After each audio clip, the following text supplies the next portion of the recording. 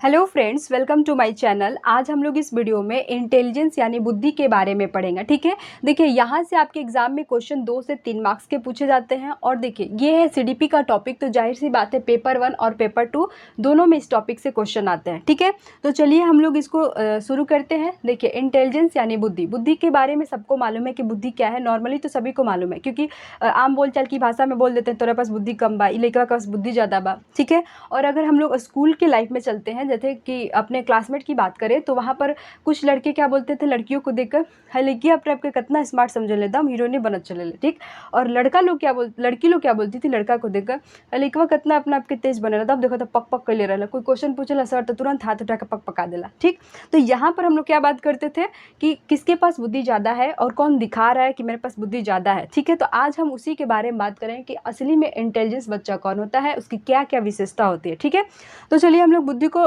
शुरू करते हैं। देखिए पहले नॉर्मली बात करते हैं। देखिए यहाँ पर बात करता है कि बुद्धि क्या होता है। बुद्धि किसी भी व्यक्ति की मानसिक क्षमता को दिखाता है जिसके द्वारा कोई व्यक्ति तर्क करता है। ठीक है, आपस में तर्क करना, तर्क वितर्क करना शुरू करता है।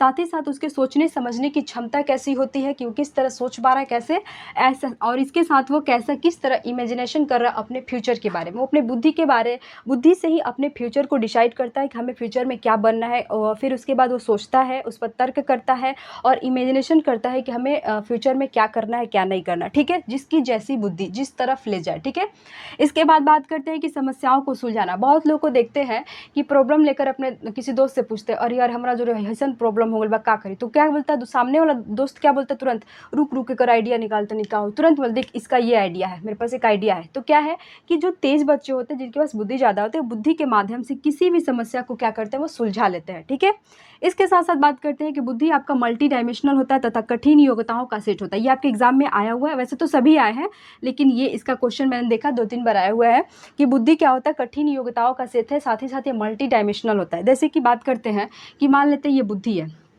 आपने हार्वर्ड गार्डनर की थ्योरी पढ़ी है, मैंने पढ़ा दिया पहले ही।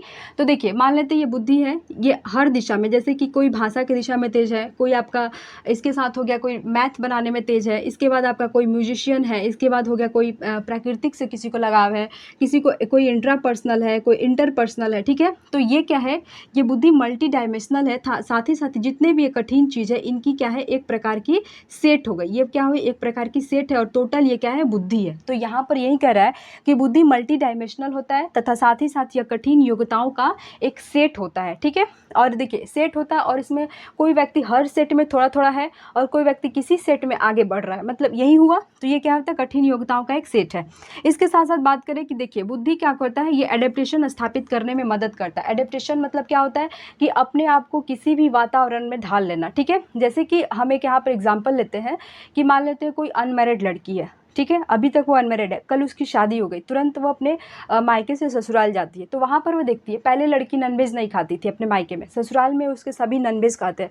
तो धीरे धीरे देखेंगे कि उस वातावरण के अनुसार वो भी ढलती गई और नॉनवेज खाना शुरू कर दी। फिर वो ससुराल से मायके आती है, तो मायके वाले पूछते हैं बबी तू तो ना खाते रहो, कैसे खाए लगलू। तो उसका जवाब क्या होता है कि वहाँ पर अब सब कोई खा रहा था तो हम क्या करें, हम भी खाना शुरू कर दिए। यानी कि क्या होता है कि वो अपने आप को उस वातावरण में ढाल ली। ठीक है, किसके द्वारा, तो अपनी बुद्धि के द्वारा। अगर बुद्धि नहीं लगाती कि मान लो नहीं खाती, तो जिस दिन बनता वो भूखे रह जाती या फिर उसको और मेहनत करना पड़ता। तो अपना बुद्धि लगाकर अपने आप को उस वातावरण के अनुसार ढाल ली। ठीक है, इसके बाद बात करते हैं कि बुद्धि अस्थायी होता है तथा परिवर्तनशील होता है। अस्थायी का मतलब देखिए, यानी कि कुछ चीज़ें आपको ज़िंदगी भर याद रह जाती है, वो आपकी अस्थायी बुद्धि हो गई।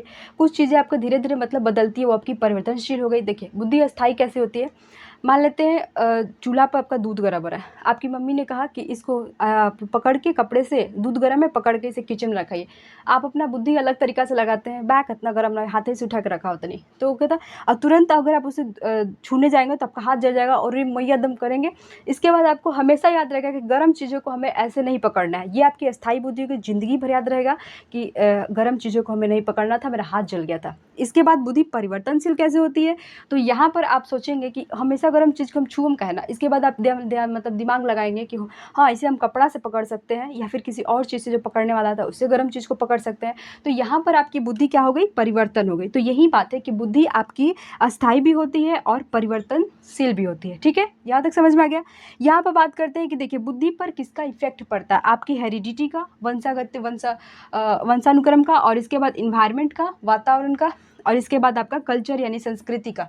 देखिए बुद्धि पर सबसे ज़्यादा इफेक्ट पड़ता है हेरिडिटी और इन्वायरमेंट का, ठीक है। देखिए हेरिडिटी क्या होता है, लोग कहते हैं कि जैसन यहाँ पर बात करते हैं हेरिडिटी का, जैसन बाबू के बुद्धि वैसन न बेटा की बुद्धि हुई, ये भी बोलता है लोग। तो ये क्या होता है, हेरिडिटी है, जैसा पिता का बुद्धि वैसा ही उसके क्या हुआ, उसके बेटे का बुद्धि है, ठीक है।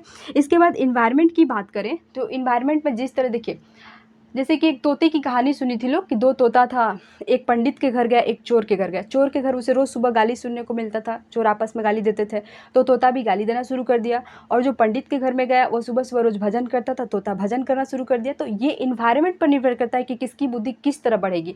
अगर आपको एक अच्छे इन्वायरमेंट में डाल दिया जाए जहाँ पर सभी तेज़ बच्चे हैं, तो आप भी उसके साथ रहते रहते क्या हो जाएंगे, तेज़ हो जाएंगे। जैसे स्कूल में आपको क्या बोला जाता था, घर से गार्जियन क्या बोलते थे, तेज़ लड़का के साथ रहना सीखो, ठीक है, बदमसवन के साथ नहीं। तो यहाँ पर ये बताया था कि आप जिसके साथ रहेंगे, जैसे इन्वायरमेंट रहेंगे वैसे आप भी बनते जाएंगे, ठीक है। तो ये है इन्वायरमेंट, यानी कि बुद्धि आपका साथ हेरिडिटी पर तो निर्भर करेगी, आपके पेरेंट्स पर कि आपके पेरेंट्स का बुद्धि कितनी है, क्या है, इस पर निर्भर करेगी। और साथ ही साथ आपके इन्वायरमेंट पर भी निर्भर करेगी कि आप किस वातावरण में रहते हैं। और इसके बाद आपके कल्चर पर भी निर्भर करेगी कि आपका कल्चर आपको क्या सिखाता है, उस पर भी। तो एग्जाम में क्वेश्चन पूछता है कि देखिए बुद्धि सिर्फ हेरिडिटी पर निर्भर करती है, तो गलत होगा, नहीं, बुद्धि इन्वायरमेंट पर भी निर्भर करती है। फिर पूछेगा कि बुद्धि इन्वायरमेंट पर निर्भर करती है, केवल इन्वायरमेंट पर तो नहीं, बुद्धि इन्वायरमेंट के साथ साथ हेरिडिटी पर निर्भर करती है। फिर कुछ क्वेश्चन पूछेगा कि बुद्धि इन्वायरमेंट और हेरिडिटी दोनों पर निर्भर करती है, तो वो ऑप्शन सही होगा। लेकिन अगर उस ऑप्शन में आपको कहीं कल्चर दिया होगा तो कल्चर भी आपको मतलब बुद्धि आपका कल्चर पर भी डिपेंड करता है। तो ये तीनों होगा, याद रखिएगा, हेरिडिटी, इन्वायरमेंट और कल्चर, ये तीनों से आपकी बुद्धि प्रभावित होती है, ठीक है। यहाँ तक समझ में। अब हम इसको याद कैसे करेंगे, तो इसका एक एग्जाम्पल के थ्रू समझते हैं, ठीक है। जैसे कि मान लेते हैं सब लड़की देखने कोई आया, ठीक है, लड़की देखने लोग आया, तो लड़कियों में क्या क्या देखते हैं लोग। देखिए सबसे पहले बात करते हैं लड़की, मान लेते हैं यहाँ पर आप यहाँ पर मान लेते हैं लड़की है, ठीक है, और इसके चारों बगल ऐसे चेयर लगा रहता है, सब लोग इससे सवाल पूछने के लिए ऐसे चारों बगल चेयर लगा देते हैं। ये लड़की है। सबसे पहले लोग क्या देखते हैं, इसकी मानसिक क्षमता क्या है, लड़कियाँ पढ़ा लिखल भी है कि ना, ठीक है, इसकी मानसिक क्षमता देख लेता है। इसके बाद देखता है इससे बात करना शुरू कर देता है, तो तर्क करता है, लोग क्वेश्चन पूछना शुरू कर देता है। तो लड़की क्वेश्चन गलत का जवाब दे रही है, तो उसके साथ तर्क कैसे कर पा रही है, उन लोगों के साथ, इन लोगों के साथ तर्क कैसे कर रही है, ये भी देखेगा लोग। इसके साथ लड़की की थिंकिंग क्या है, सोचने समझने की क्षमता क्या है, ये लोग बोलता है लोग ना। तो लड़कियों को मतलब लड़की को देखेगा कि लड़की की सोचने समझने की क्षमता कैसी है। इसके साथ ये इमेजिनेशन कैसे कर पाएगी, आगे फ्यूचर में कैसे मतलब रख पाएगी परिवार को। इसके बाद बात करते हैं समस्याओं को सुलझाना। अगर ये हमारे घर बहू बनकर आई, मान लेते हमारे घर बहू बनकर आई, तो क्या ऐसा तो नहीं है ना कि घर में और समस्या ला देगी, या फिर कोई भी समस्या तो उसको सुलझा पाएगी कि नहीं आगे फ्यूचर में, ठीक है, ये भी देखा जाता है। इसके बाद बात करते हैं मल्टी डायमेंशनल, और ये क्या होता है, कठिन योग्यताओं का सेट। मल्टी डायमेंशनल की बात करते हैं तो लोग कहते हैं कि खाली लड़कियाँ बीए कर ली, बीए और कुछ में तेज़ है। मतलब क्या, यहाँ पर जैसे मैंने बताया कि सिर्फ पढ़ाई में तेज़ है या फिर और कुछ में भी ये तेज़ है, मल्टी डायमेंशनल है कि नहीं, सिर्फ एक ही रखी है कि इसको बस बीए की हुई है, चाहे वो बीएड की हुई है, ठीक है। तो यहाँ पर क्या होता है, मल्टी डायमेंशनल खोजता है लोग। फिर कठिन योग्यताओं का सेट, यानी कि सब कुछ में वो तेज़ है कि नहीं, ये समझ गए। अनुकूलन स्थापित करना, मान लेते हैं इसकी शादी किसी बिजनेसमैन से हुई और लोग सोचते हैं कि मेरी घर की जो बहू है, हम किसी भी परिस्थिति में वो रहे तो हमारे परिवार को ढाल ले, ठीक है। तो वो मान लेते हैं, ये भी सोचते हैं, क्वेश्चन पूछते हैं कि मान लो अगर बेटे का बिजनेस खत्म हो गया तो क्या तुम उस परिस्थिति में उसके साथ रह पाओगी, साथ दे पाओगी, या फिर लड़के का मान लो एक्सीडेंट हो गया तो उस स्थिति में साथ दे पाओगी कि नहीं, ये भी सवाल होते हैं। तो ये क्या होता है, जांचने की कोशिश की जाती है कि क्या ये लड़की मेरे घर आएगी तो किसी भी परिस्थिति में ढल पाएगी कि नहीं, रह पाएगी कि नहीं, ठीक है। ऐसा नहीं है कि अपने मायके में एकदम राज से रह रही है तो जाकर ससुराल में अगर उसको थोड़ा सा भी दिक्कत है तो मतलब कलह कर दे घर में, ठीक है। तो ये भी बात है कि देखा जाता है कि वो किसी भी परिस्थिति में ढाल पा रही है कि नहीं। इसके बाद करते हैं कि बुद्धि अस्थायी और परिवर्तनशील होता है, जो अभी इसके दिमाग है आगे चलकर वो ऐसा ही रहेगा, फिर उसमें चेंज होगा। तो इस तरह से भी आप याद कर सकते हैं। क्वेश्चन कैसे पूछता है कि बुद्धि मानसिक क्षमताओं का बुद्धि के द्वारा किसी भी व्यक्ति की मानसिक क्षमता देखता है, जिससे वो तर्क कर सकता है, सोच सकता है, इसके बाद इमेजिनेशन कर सकता है, वो किसी भी समस्या को सुलझा सकता है। साथ ही साथ बुद्धि मल्टी डायमेंशनल होता है, कठिन योग्यताओं का एक सेट होता है। इसके बाद होता है कि बुद्धि क्या होता है, किसी भी परिस्थिति में अपने आप को ढाल लेता है, एडेप्टेशन स्थापित, बुद्धि के द्वारा ही आप किसी भी परिस्थिति में अपने आप को ढाल सकते हैं, ठीक है। इसके बाद होता है कि बुद्धि अस्थायी भी होता है और परिवर्तनशील भी होता है। बुद्धि किस पर निर्भर करता है, आपके हेरिडिटी पर करेगा, आपके एनवायरनमेंट पर करेगा और साथ ही साथ आपके कल्चर पर करेगा। यहाँ तक किसी को दिक्कत नहीं है। देखिए मान लेते हैं लड़की देखकर वो लोग घर गया, घर पर बाकी लोग पूछते हैं कि लड़कियाँ कैसे रहे, तो लोग क्या कहता है, पढ़ने लिखने के साथ साथ वो सब चीज़ में ऑलराउंडर थी, यानी कि वो मल्टी डायमेंशनल थी। ये भी बोलते हैं कि ऊपर सोचे समझे की क्षमता बहुत अच्छा रहे, ठीक है, वो मतलब आगे चल कर लड़ाई नहीं करेगी, यानी किसी भी समस्या को सुलझा लेगी। तो ये सब आपके क्या होता है, बुद्धि के मतलब बुद्धि में ही इसका डिफिनेशन है, ठीक है, ये सब डिफिनेशन है। इसके बाद बात करते हैं हिस्ट्री ऑफ इंटेलिजेंस की। देखिए इंटेलिजेंस यानी बुद्धि की हिस्ट्री को एक बार हम लोग देखेंगे। तो देखिए यहाँ पर बात करते हैं कि 1909 में नहीं 1905 में, ठीक है, 1905 में। यहाँ से क्वेश्चन नहीं पूछता है, लेकिन मैं फिर भी बता रही हूँ, ये वाला यहाँ से आता है। देखिए 1905 में क्या हुआ था कि सबसे पहले फ्रांस के जो सरकार थी, उन्होंने बताया, उन्होंने वहाँ के एक वैज्ञानिक से पूछा, साइकोलॉजिस्ट से पूछा, जिसका नाम अल्फ्रेड बिने था, ठीक है, उनसे पूछा कि हमारे देश में कितने बच्चे तेज है और कितने कमज़ोर है, ठीक है, कितने बच्चे इंटेलिजेंस है और कितने बच्चे इंटेलिजेंस नहीं है, इसका हमें पता लगाना है, ठीक है। तो उस समय एक टेस्ट बना था, वो कितने साल के बच्चों के लिए बना था, 3 से 13 साल के लिए बच्चे, ठीक है। इसके बाद फिर आगे रिसर्च होना शुरू हुआ, तो 1908 में एक मेंटल टेस्ट हुआ, ठीक है, वहाँ पर मतलब उसमें जाँच किया गया कि मान लेते हैं कोई 10 साल का बच्चा है, तो अगर वो 10 साल का बच्चा अपने एज से ऊपर यानी 11-12 साल के बच्चे के सोच की तरह सोच रखता है, तो उसके मेंटल एबिलिटी तेज होगी, ठीक है। इसके बाद होता है कि अगर कोई बच्चा 10 साल का है और अपने से नीचे की सोच रखता है, तो उसकी मेंटल एबिलिटी लो है। तो इस तरह क्या हुआ, मेंटल एबिलिटी की भी जांच हुई। फिर इसके बाद देखिए इसी के आधार पर सर्च होते गया, और इसके बाद 1912 ईस्वी में एक फार्मूला आया। कौन सा फार्मूला, ये फार्मूला कौन दिया था, विलियम स्टर्न ने दिया था। ये फार्मूला आईक्यू का पहला फार्मूला बना था, जिसमें क्या था, आईक्यू क्या था, मेंटल एज बटा क्रोनिकल एज, ठीक है। इसमें क्या होता है, देखिए क्रोनिकल एज क्या होता है, आपका एक्चुअल एज होता है कि अभी आप कितने साल के हैं। इसके बाद होता है मेंटल एज, यानी कि आपकी मानसिक क्षमता कितनी है, उसी के आधार पर आपका आईक्यू निकाला जाता है, ठीक है। इसके बाद ये देखिए, ये तो फ्रांस की बात है, तो ये बात आपको अमेरिकन को मालूम चला, अमेरिका की कंट्री की, तो इन्होंने बताया कि हम भी अपने में रिसर्च करेंगे और अमेरिका के कल्चर के अकॉर्डिंग करेंगे। तो 1916 ईस्वी में आईक्यू का फार्मूला में कुछ चेंज किया गया, और ये चेंज किसने किया था, लुईस टर्मन ने किया था। ये क्वेश्चन भी आया है, ठीक है, 1916 में लुईस टर्मन ने, इन्होंने क्या किया, यही फार्मूला था, इसमें थोड़ा सा चेंज करके 100 लगा दिया है, ठीक है। IQ इक्वल टू क्या होता है, MA बटा CA, यानी कि क्या होता है, मेंटल एज बटा क्रोनिकल एज, ठीक है। ये कौन सा फार्मूला था, ये अमेरिकन कल्चर का फार्मूला था, और यही आपका पूछा है 1916 ईस्वी में IQ का फार्मूला किसने दिया था, तो लुईस टर्मन ने दिया था। IQ का फार्मूला क्या है, MA बटा CA, यानी कि मेंटल एज बटा क्रोनिकल एज गुना 100, ठीक है।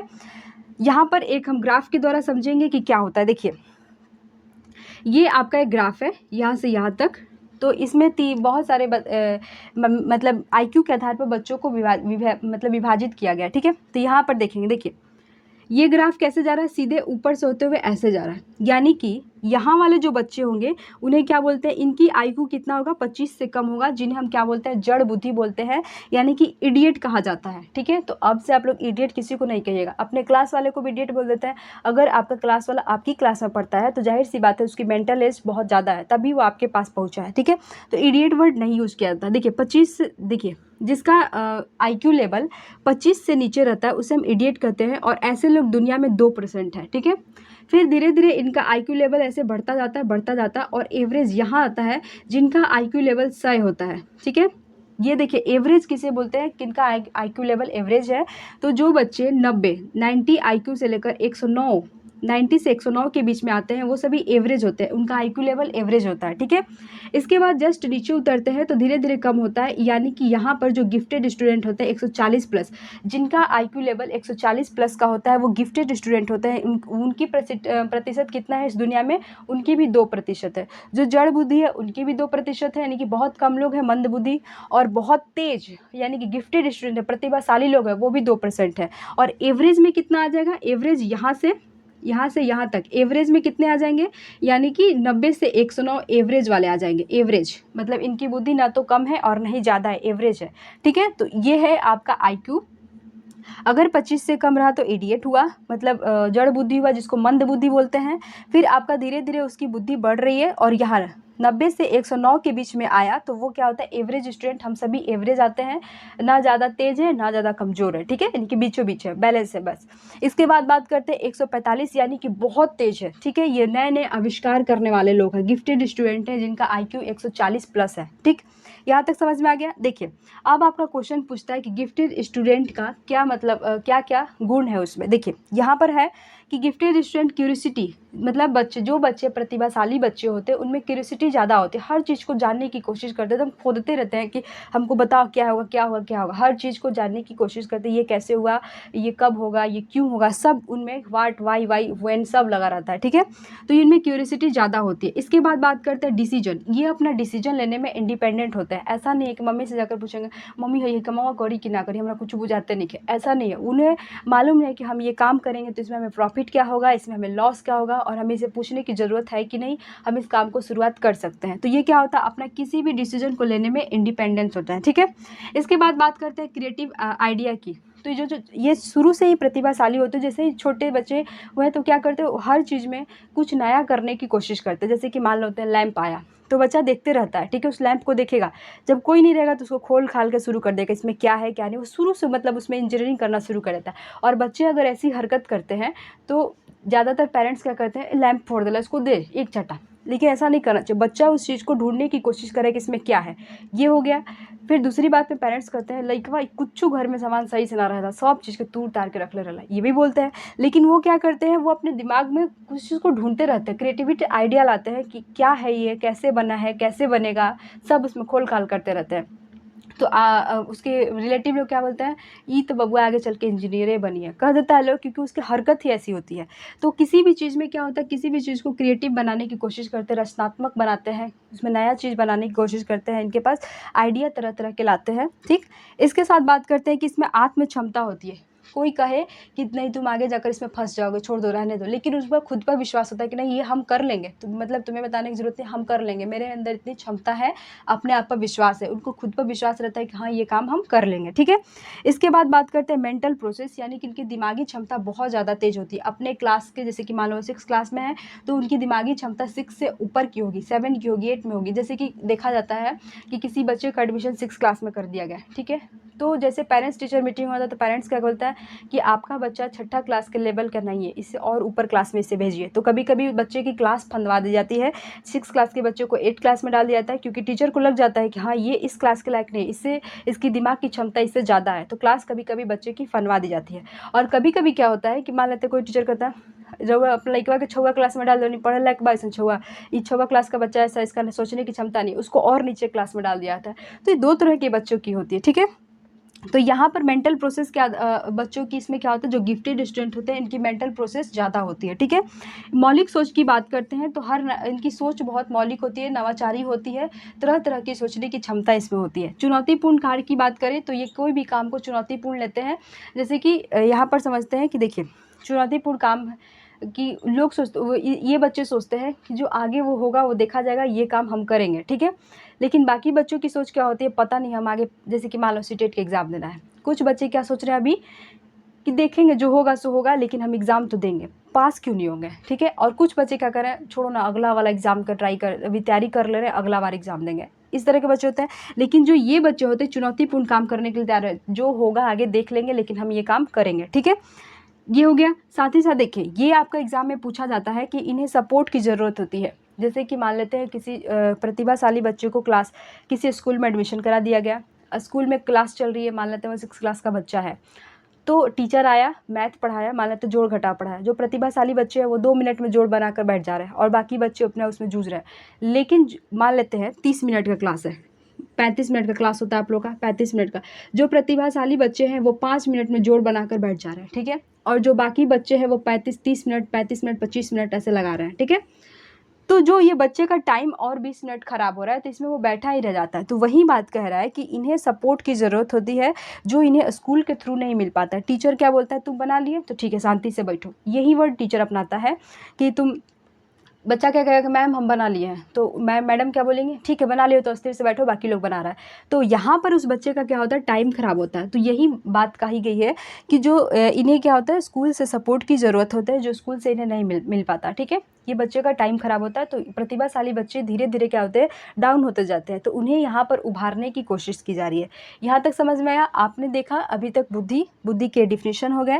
यहाँ पर मैंने सब कुछ बता दिया है, ये इसकी हिस्ट्री भी बता दी। यहाँ से आता है कि 1916 ईस्वी में लुईस टर्मन ने ये फार्मूला दिया था, सिर्फ इसमें क्या होता है 100 लगा दिया था, ठीक है। यही फार्मूला को मतलब चेंज किया गया था। यहाँ तक समझ में आया? प्रतिभाशाली बच्चे कौन होते हैं? जिनका IQ 140 से ऊपर रहेगा, और ये 2% बच्चे होते हैं पूरी दुनिया में। और ये देखिए, ये 25 पर जिनका IQ 25 से भी कम रहता है, तो वो भी 2% होते हैं पूरी दुनिया में।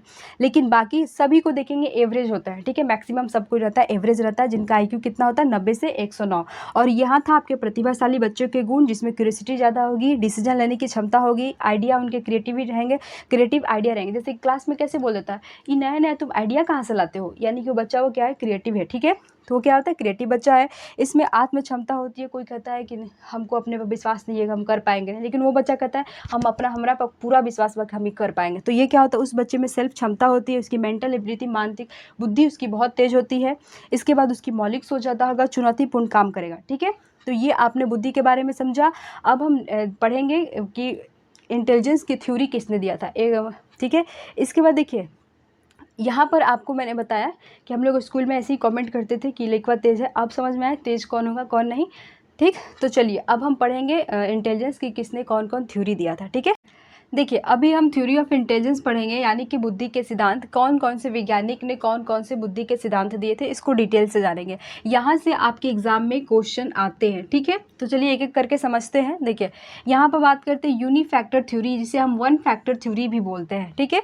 यानी कि एक कारक सिद्धांत, ये किसने दिया था, तो ये अल्फ्रेड बिने ने दिया था। इसे हम याद कैसे करेंगे कि एक कारक, बुद्धि के कारक सिद्धांत यूनिफैक्टर थ्योरी किसने दिया था, तो अल्फ्रेड बिने ने दिया था। देखिए जो लोग यूनिक होते हैं वो बिना मतलब की बातें नहीं करते हैं। इस तरह से याद कर सकते हैं, जो लोग यूनिक होते हैं वो क्या होते हैं, बिना मतलब की बात नहीं कर सकते, वो ऑल राउंडर होते हैं।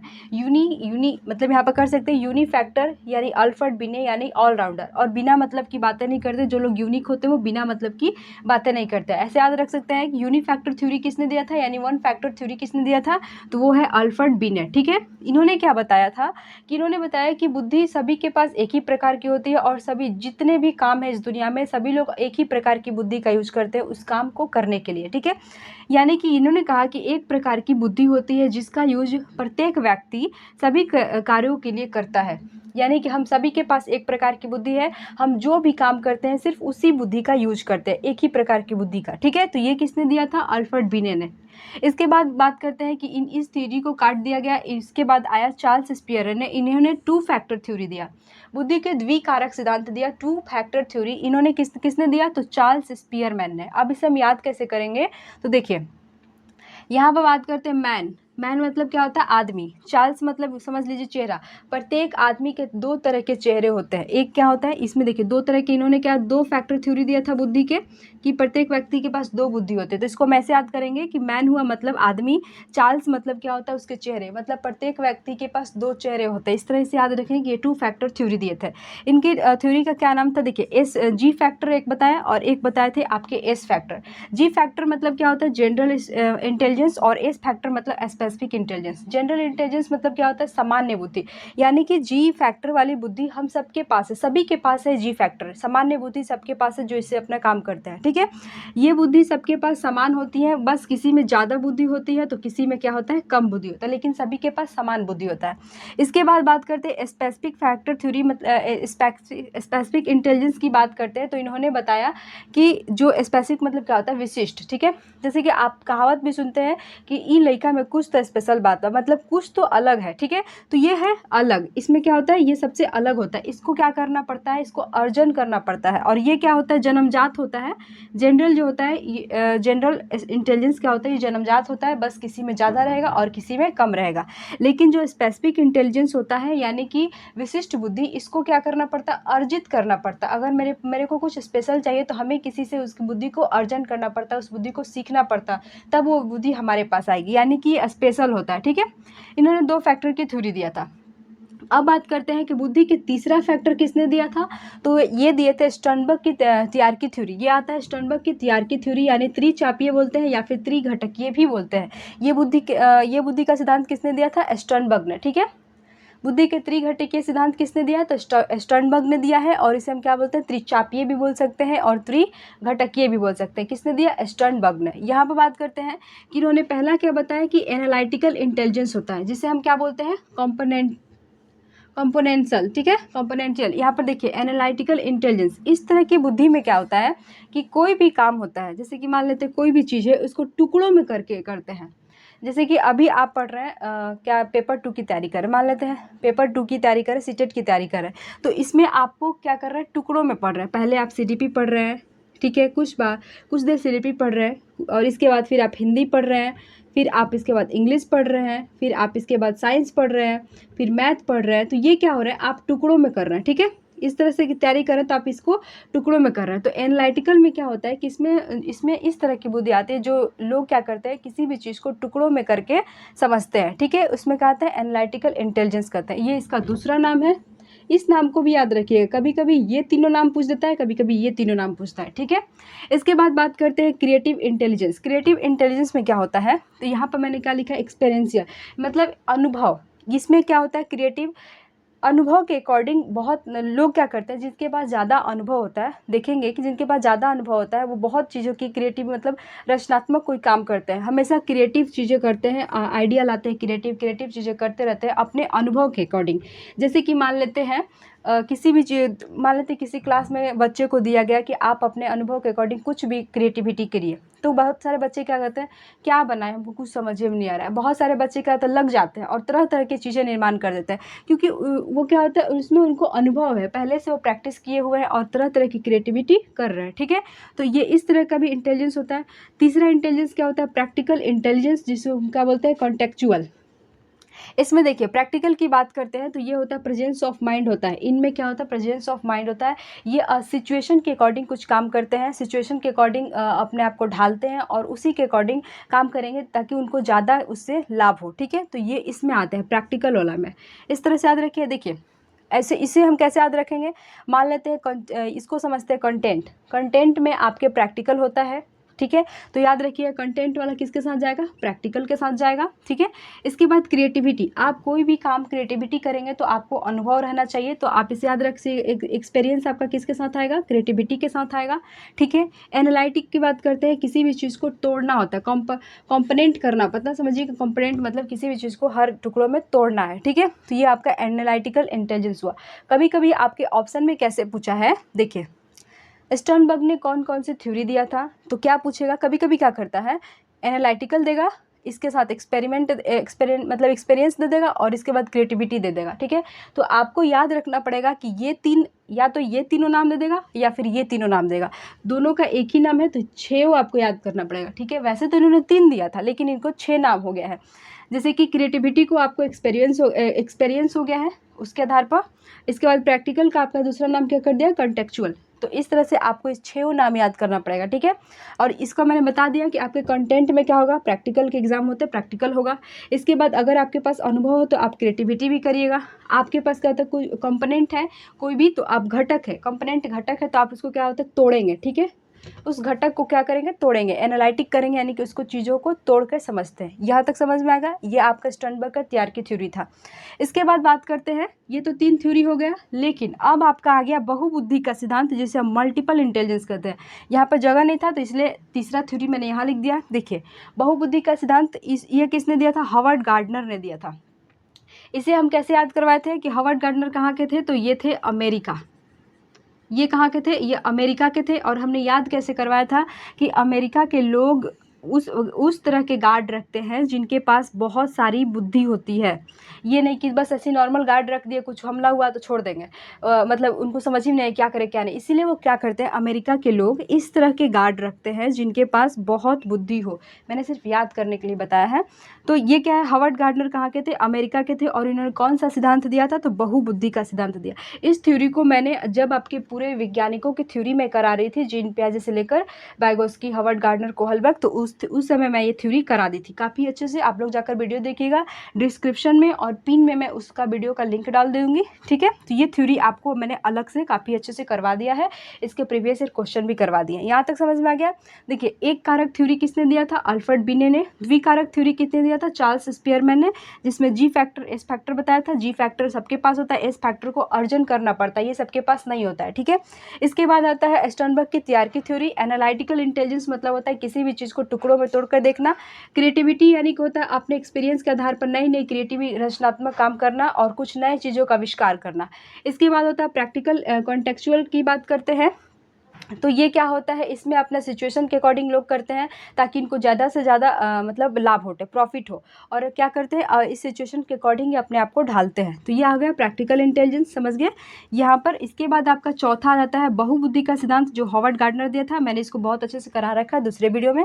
यहाँ पर बात करते हैं थॉर्नडाइक के अनुसार। देखिए, थॉर्नडाइक ने भी एक थ्योरी दी थी बुद्धि की, कि बुद्धि 3 प्रकार के होते हैं। कौन कौन? मूर्त बुद्धि, अमूर्त बुद्धि और एक होता है सामाजिक बुद्धि। पहले हम जानेंगे कि मूर्त किसे कहते हैं और अमूर्त किसे कहते हैं, ठीक है।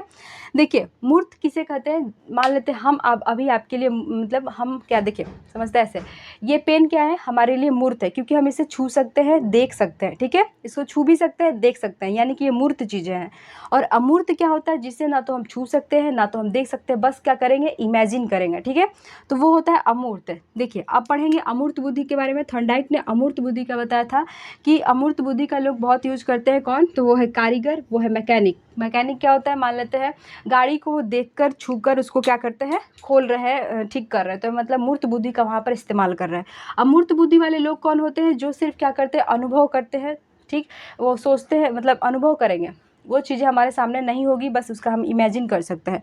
जैसे कि डॉक्टर हुआ, चित्रकारी हुआ, कवि हुआ। कवि क्या करता है, कवि के पास कुछ चीज़ें नहीं होता, बस अपना सोचता जाएगा, बहुत कुछ बोलता जाएगा, ठीक है। इसके बाद चित्रकार, चित्रकार क्या कोई वस्तु को देखकर चित्र बनाते हैं, बस अपने मन में क्या करते हैं, इमेजिन कर लेते हैं और चित्र बनाना शुरू कर लेते हैं, ठीक है। इसके बाद डॉक्टर क्या करते हैं, किसी चीज़ को क्या बोलते हैं, देख के थोड़ी नहीं अपना सर्जरी करेंगे, उनको मालूम है पहले से, उनके दिमाग में है कि हमें इस तरह से सर्जरी करनी है, इस तरह से ऑपरेशन करना है। तो ये सब क्या करते हैं, अमूर्त बुद्धि का यूज करते हैं, और ये क्या करते हैं, मूर्त बुद्धि का। इसके बाद बात करते हैं सामाजिक बुद्धि यानी कि सोशल इंटेलिजेंस की। तो इसमें वे लोग आते हैं जो समाज सेवा करते हैं, जैसे कि जो समाज की भलाई करते हैं, अपनी बुद्धि का इस्तेमाल समाज सेवा के लिए करते हैं। तो वो कौन होते हैं? नेता हो गए, शिक्षक हो गए, ठीक है। तो ये है थॉर्नडाइक के अनुसार। यहाँ पर आपके इंटेलिजेंस की क्लास समाप्त होती है। इसमें मैंने अलग से ये हॉवर्ड गार्डनर की थ्योरी करा दी है, ठीक है। अब किसी को कोई भी दिक्कत हो तो कमेंट में ज़रूर करिएगा। और देखिए, मैंने आपको यूट्यूब प्रोफाइल पर व्हाट्सएप नंबर दे रखा है, अगर किसी को दिक्कत है सीटेट से अकॉर्डिंग, तभी उस पर आप मैसेज करिए, जो भी प्रॉब्लम है वहाँ पर आपकी सॉल्यूशन मिल जाएगा, ठीक है। तो चलिए वीडियो को यहीं पर समाप्त करते हैं। वीडियो पसंद आता है तो वीडियो को लाइक करिएगा, चैनल को सब्सक्राइब करिएगा। तब तक के लिए थैंक यू सो मच।